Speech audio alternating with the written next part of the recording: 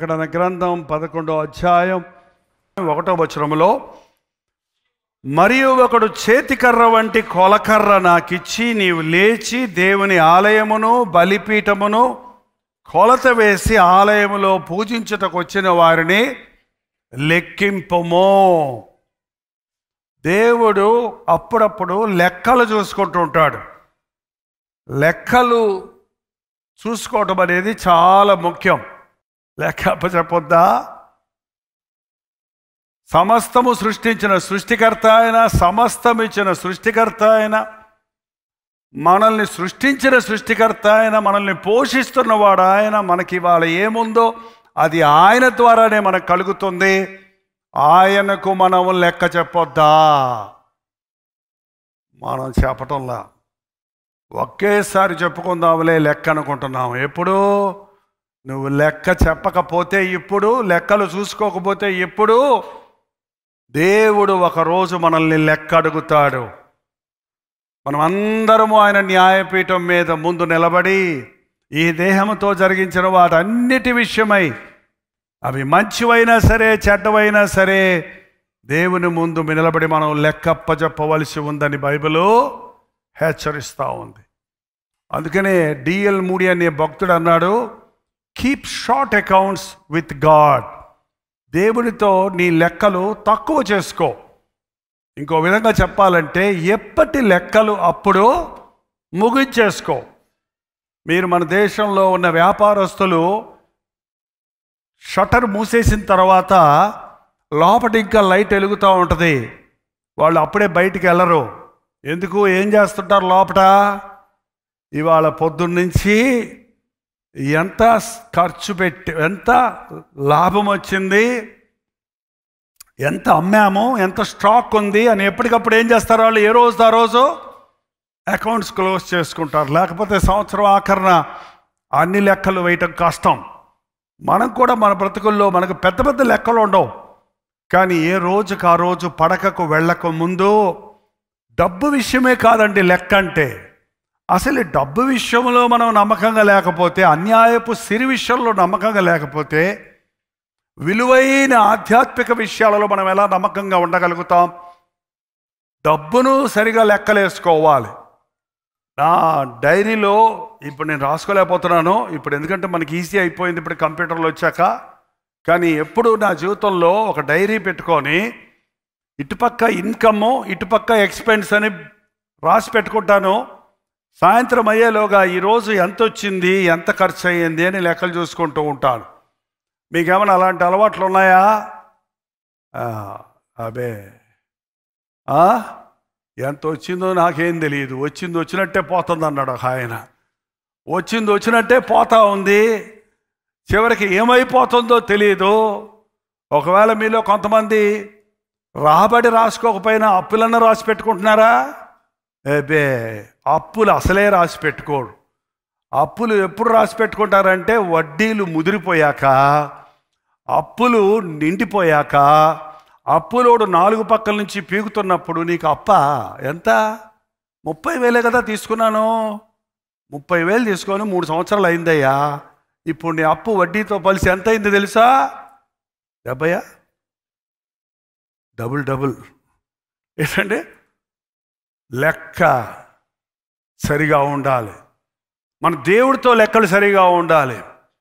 Belshazzar ఇష్టం వచ్చినట్టు బతుకుతున్నాడు. దేవుడు ఎంత కృప చూపిస్తున్నాడో, ఎంత కరుణ చూపిస్తున్నాడో, ఎంత ప్రేమ చూపిస్తున్నాడో ఏం పట్టించుకోవాలా? ఇంకా లెక్కలు మురిగిపోయినాయి అతని. న్యాయ తీర్పులాక ఆగలేక దేవుడు ఆ రాత్రికి రాత్రే లెక్కలు చేర్చేశాడంట. ఇక లేదయ్యా, గ్రేస్ పీరియడ్ అయిపోయింది, ఎక్స్ట్రా అవకాశాలన్నీ అయిపోయినవి, వీడు అంతకంతకే ముదిరిపోతున్నాడు. దేవాలయంలోకి వెళ్ళి దేవుని పరికరాలు కూడా తీసుకొచ్చి అపవిత్రపరుస్తున్నాడు, దేహాన్ని అపవిత్రపరుచుకుంటున్నాడు, రాజ్యాన్ని అపవిత్రపరిచాడు, దేశ అధికారాన్ని దుర్యోగపరుచుకున్నాడు. మెనేటెకెల్ ఉఫారసేన్, నిన్ను లెక్క చూచి ముగించేస్తున్నాను. ఈ రోజుల్లో మనం నిర్లక్ష్యంగా ఉంటున్నాం. ఈ మందిరాలలో ఇవాళ పరిచర్యలు బ్రహ్మాండంగా జరుగుతున్నాయి. ప్రపంచవ్యాప్తముగా మునుపెన్నడూ లేనంతగా క్రైస్తవత్వం విస్తరిస్తున్నట్టుగా కనబడుతుంది. ఇంతమంది పాస్టర్లు, ఇంతమంది సోషల్ మీడియాలో పోస్ట్ చేసేవారు, ఇన్ని చర్చెస్, ఇంతమంది జనం, ఇంత విస్తారంగా జరుగుతుంది. అసలు ఏంటి సంగతి? సేవ పెరుగుతుందా లేదా? పోయి చూసిరా అని దేవదూతల్ని పంపేస్తాడంట దేవుడు. కొలనూలు ఇచ్చి ఆయన ఆయన ఆయన మెషర్మెంట్ మన మీటర్ కాదు, మన అడుగులు కాదు, మన సెంటీమీటర్లు కాదు. ఆ కొలత వేరు. ఆ కొలత రాడ్ ఇచ్చి పంపించి, నీవు వెళ్ళి చేతికర్ర వంటి కొలనీలు నాకు ఇచ్చి నీవు లేచి దేవాలయమును, ఆలయం పొడిగంత వెడల్పెంత, హాలు ఎంతో తెలుసండి ఎవరికన్నా ఈ హాల్ మెషర్మెంట్స్? మన చర్చ్ మెషర్మెంట్స్ నాకు తెలుసు. 60 by లేక 70 by 50, 70 అడుగులకి 50 అడుగులు చర్చి అండర్గ్రౌండ్తో కలిసి. అది దేవుడు ఇచ్చాడు. దాని గురించి దేవునికి లెక్క చెప్పలేక, అది నింపలేక, ఆ నిండిన వారిని చక్కబెట్టలేక నానా తిప్పలు పడుతున్నాను. 100 by 150 ఉంటుందండి ఇంచుమించు. డబుల్ మన చర్చి కంటే డబుల్. ఇంకా బాల్కనీ ఉంది పైన. లెక్కబెట్టు. ఇంత పెద్ద ఆలయం ఇచ్చాము వీళ్ళకి ఇవాళ, ఇంత ఆరాధనా స్థలం ఇచ్చాను నా ప్రజలకు నేను. పోయి చూడు, దాని కొలత ఎంతో చూడు. ఒకటి ఆలయాలు ఎంత పెద్దయో చూడు, ఆలయాలు పొడవు వెడల్పులు ఎంత విస్తారంగా ఉన్నాయో చూడు. ఆ తర్వాత ఇంకోటి ఏంటంట, బలిపీఠం ఎంత ఉందో చూడు. బలిపీఠం తగినంత ఉండాలి. బలిపీఠం మీద ఒక్క పాస్టర్ నిలబడటం కాదు, క్వైర్ వారు నిలబడాలి, ప్రభు బల్ల పరిచేవారు నిలబడాలి, ప్రభు కార్యక్రమాలు జరగాలి. సరే, బలిపీఠం ఎంత ఉందో చూడు. ఇంకా ఆలయంలో పూజించేవారు వచ్చిన వాళ్ళందరినీ మేము ఖచ్చితంగా లెక్క పెడుతున్నామండి.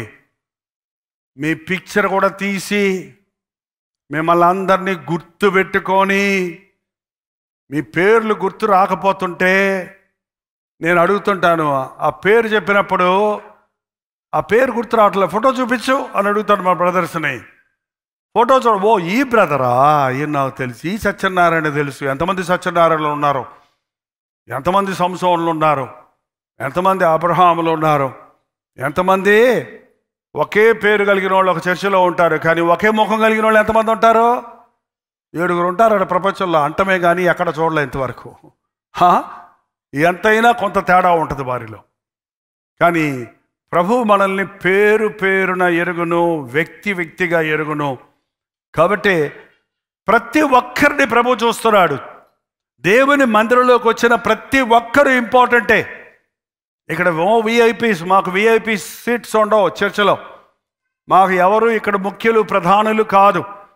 ఎవరు the first come first served అన్నట్టు ఎవరు ముందుగా దేవుని మందిరానికి వస్తారో, ఎవరు ఆసక్తితో దేవుడిని వెంబడిస్తారో వారికి అవకాశాలు ఇవ్వబడుతున్నాయి సేవలో వాడబడటానికి.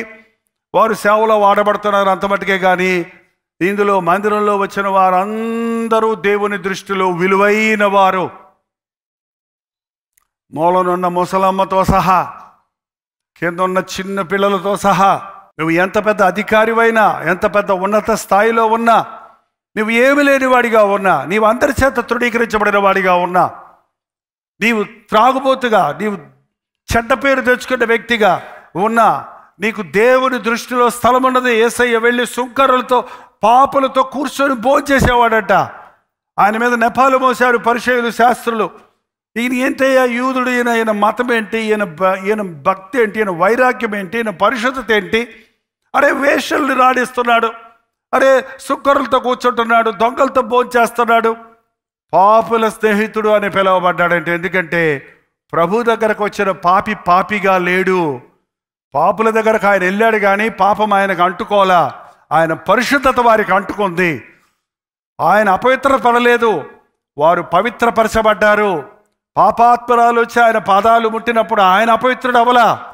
ఆమె పాపములు క్షమించబడి పరిశుద్ధురాలై, శుద్ధురాలై తిరిగి వెళ్ళింది. ఈ రోజున దేవాలయాలోనికి ఎలాంటి వారైనా రావచ్చు, కానీ వచ్చిన వాళ్ళు వచ్చినట్టుగానే వెళ్ళకూడదు. ఆనాటి పరిచయుల వలె, శాస్త్రుల వలె ఆలయాల్లోనే ఉంటూ ధర్మశాస్త్రాన్ని వింటూ ఏమాత్రము అంతరంగంలో మార్పు లేని వారిగా ఉండిపోకూడదు. ఈ అంచెదినాలలో ఆలయాలు నిండుతున్నాయి. వాళ్ళని లెక్కబెట్టు, వాళ్ళను ఎంతమంది ఉన్నారో చూడు అని దేవుడు పరిశీలిస్తే, ఈ రోజున మన మధ్యకు వచ్చి పరిశీలిస్తే మన ఎత్తు పొడుగు మన యొక్క బహిరంగ రూపాన్ని ఆయన చూడటం లేదు, కానీ మన అంతరంగాలను చూస్తున్నారు. ఎవరు పూజిస్తున్నారు, ఎవరు ఆయన్ని ఆరాధిస్తున్నారు, ఎవరు దేవుని సన్నిధిలో ఉన్నామని అగ్గగ్గలాడుతున్నారు, ఎవరు దేవుడు నన్ను దర్శించాలని ఆశపడుతున్నారు, ఎవరు ఆత్మలో ఆయనను ప్రేమించేవారిగా ఉన్నారు, ఆయన ఆత్మ తాకుదల కొరకు ఎదురు చూస్తూ ఉన్నారని ఆశపడుతున్నారని వారిని చూచిరా అని ప్రభు చెప్తున్నాడు. వారిని కొలిచిరా. ఈరోజు అలా కొలిస్తే చాలా మందిరాల్లో పైకి భక్తి గల వారిగా ఉండి దాని శక్తిని ఆశ్రయించని వారిగా అనేకులు ఉన్నారు. వారు దేవుడిని ప్రేమిస్తున్నామంటారు కానీ దేవుడి కంటే సుఖాన్ని ఎక్కువ ప్రేమిస్తున్నవారుగా ఉన్నారు. చూడండి, అందుకే ఒక ఇరుకైన మూల స్థలంలో అయితే తక్కువ మంది వస్తారు, ఒక విశాలమైన అనుకూలమైన సమయం అయితే ఎక్కువ మంది వస్తారు. దాన్ని బట్టే నీ భక్తి ఎలాగుందో తెలిసిపోతుంది.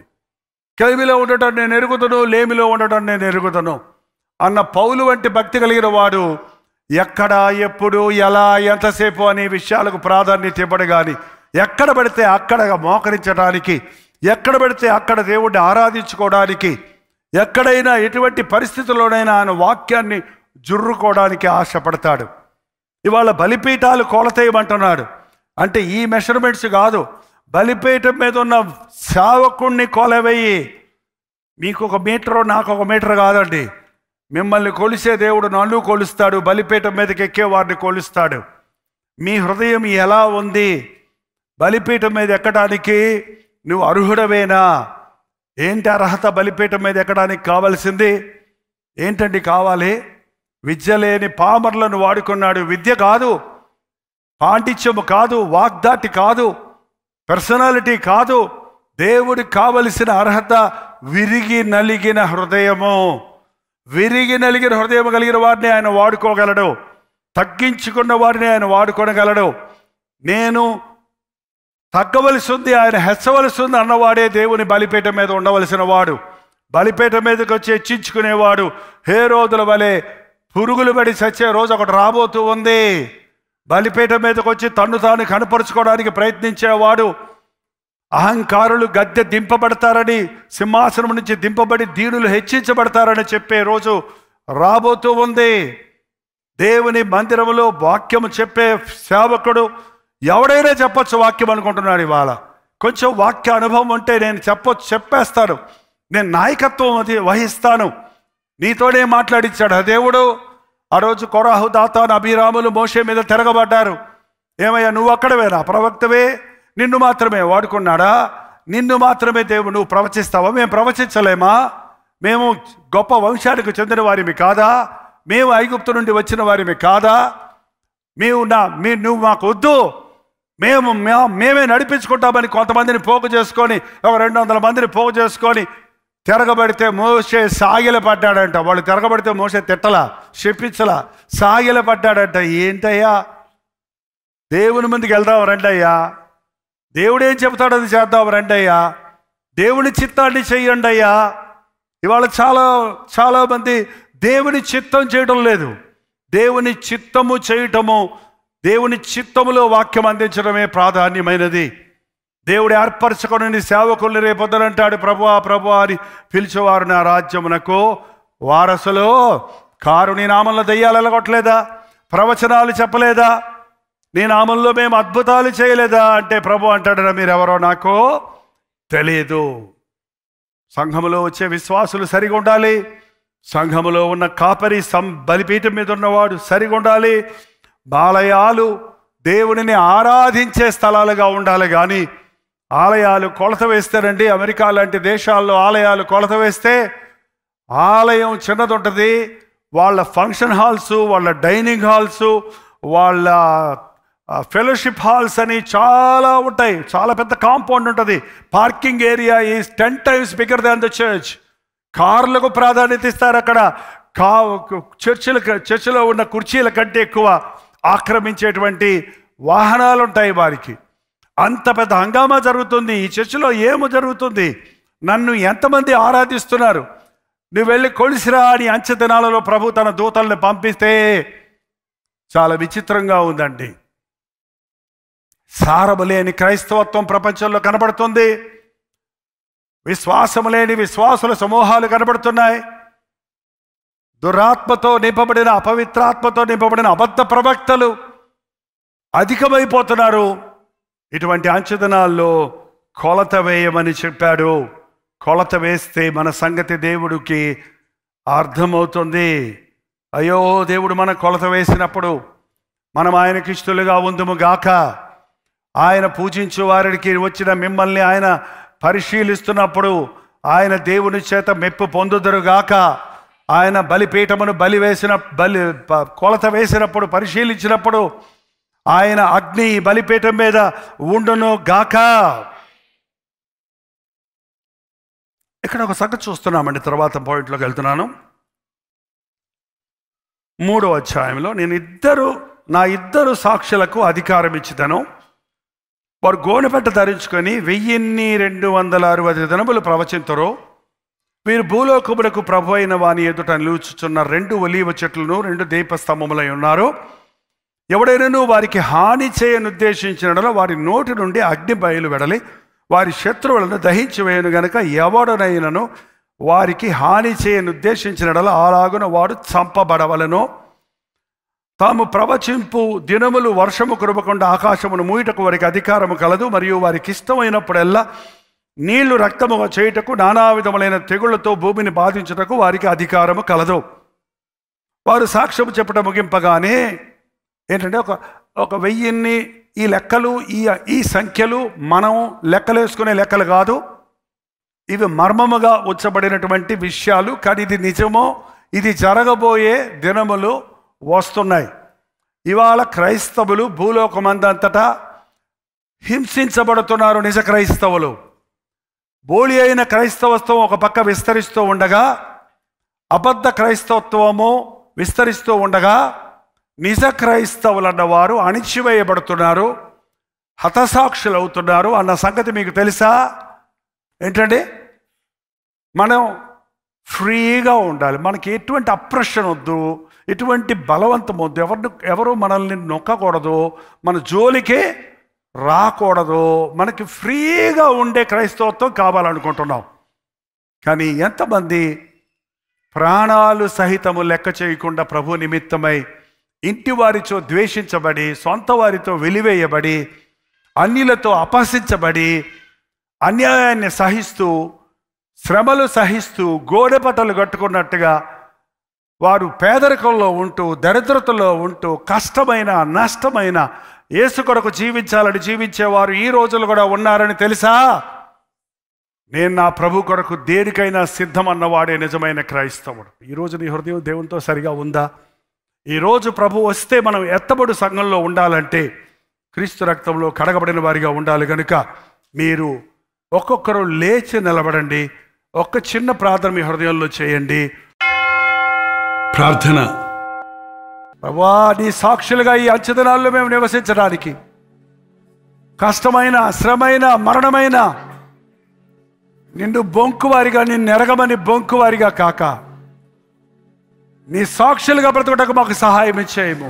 మనుషులకు అసాధ్యమైన కార్యాలు చేసే దేవుడు అని ఈ అంచెదినాల్లో నెరవేరుస్తున్నందుకై వందనములయ్యా. మా జీవితాల్లో నువ్వు చేసిన అద్భుతముల కొరకై వందనములయ్యా. ఈ సంఘంలో నువ్వు జరిగిస్తున్న అద్భుతముల కొరకై వందనములయ్యా. నీ నామములో ప్రపంచవ్యాప్తముగా పరిశుద్ధాత్మ కార్యములను ఈ అంచెదినాలలో జరిగించుచున్నందుకై వందనములు నాయనా. ఇంకా హృదయం కఠినం చేసుకుంటున్న వారిని చూడయ్యా. ఇంత జరిగినా ఇంకా యేసయ్యను నమ్మని వారి మనోనేత్రాలు తెరవయ్యా. ఏ ఒక్కడు నశించడం నాకు ఇష్టం లేదన్నావు.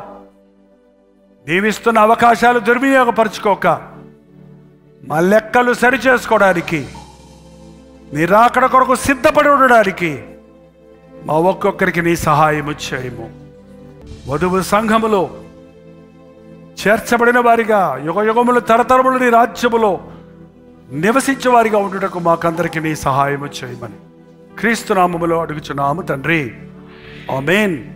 తండ్రి అయిన దేవుని యొక్క ప్రేమయు, కుమారుడైన క్రీస్తు యొక్క కృపయు, ఆదరణకర్త అయిన పరిశుద్ధాత్మ యొక్క సహవాసము కూడి వచ్చిన మనందరికీ ఇప్పుడును సదాకాలం తోడై ఉండను గాక.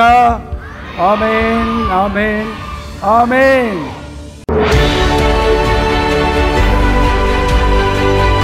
హల్లెలూయా. విజయవాడ పరిసర ప్రాంతాల్లో ఉన్న వారికి శుభవార్త. ఉచితమైతే కల్వరీ ఇవాంజలికల్ ఫెలోషిప్ యొక్క 42వ వార్షికోత్సవ కూడికలను ఈసారి విజయవాడలో బిషప్ అజ్రయా స్కూల్ కాంపౌండ్లో జనవరి 13, 14, 15 తారీఖుల్లో ఏర్పాటు చేస్తున్నాం. ప్రతిరోజు సాయంత్రం 6 గంటలకు జరిగే ఈ 3 రోజుల సభకు తప్పకుండా హాజరై దైవాశీర్వాదాలు పొందండి. ఇంకా ఈ విషయమై మీకు వివరాలు కావాలంటే ఈ కింద ఉన్నటువంటి ఫోన్ నెంబర్లకి మీరు వాట్సాప్ చేయండి, లేక కాల్ చేసి తెలుసుకోండి. తప్పకొస్తారు కదా. ముఖాముఖిగా మిమ్మల్ని చూడడానికి, వ్యక్తిగతంగా మీకోసం ప్రార్థించడానికి ఆశ కలుగున్నాను. రండి, ప్రభువును స్తుతిద్దాం, ఆయన నామాన్ని మహింపరుద్దాం.